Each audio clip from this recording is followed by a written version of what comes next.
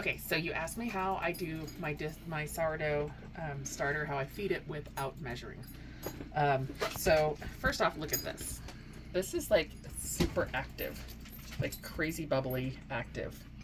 And I'm gonna make some stuff tonight. So what I'm gonna do is and don't worry about all the gook on the top of the rim. It's just normal.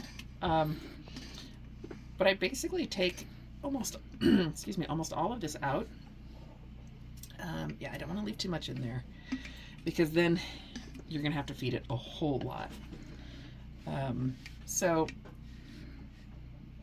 I've got,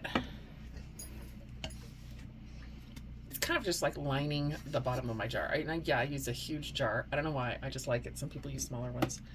But what I do now, since this is super active, and I'm going to use a measuring cup to take this out. However, I'm not measuring. I basically just do like a couple of scoops. Generally, I'm going to make however much starter I want to use in the future. If I wanted to make a bunch more things, I'd put more flour in. But I usually just use 2 scoops, which I guess if you wanted to measure, that's like somewhere around a cup. And then what I do here is I put warm water, because I want it to start going right away. I put warm water, just enough in, so that it gets like a sticky dough, like a real thick dough. I mix it up. I try to get it as incorporated as I possibly can. Definitely gonna need a little bit more. All right. So what I'm looking for is a consistency. And this is something that when you're doing this enough, you'll get to that point. And it's like really thick, like almost a thick pancake batter, or like the consistency of a quick bread batter. So as you can see in here, it's a little bit, this is actually runnier than I usually do. So let me add a little bit more flour.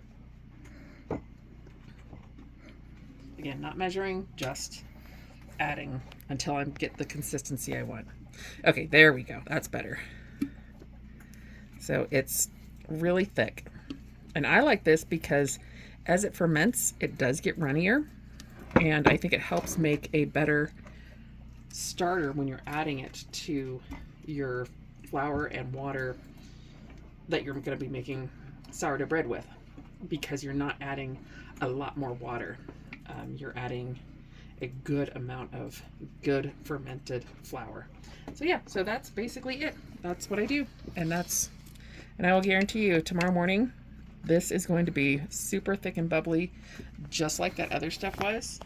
And it'll be the perfect consistency. And then what I do, just to make sure that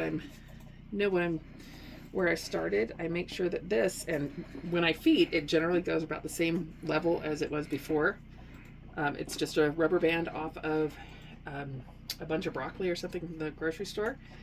And that's going to give me an approximate. So, and actually now that I'm looking at this, I'm going to go ahead and scrape down some of the stuff that is on the inside from when I poured it out. That'll help be able to see it a little bit better. But anyway, so that's how I feed my sourdough. And I have been making beautiful bread with it and lots of other things. So it works. So anyway, that's what I do. And then I put my lid back on.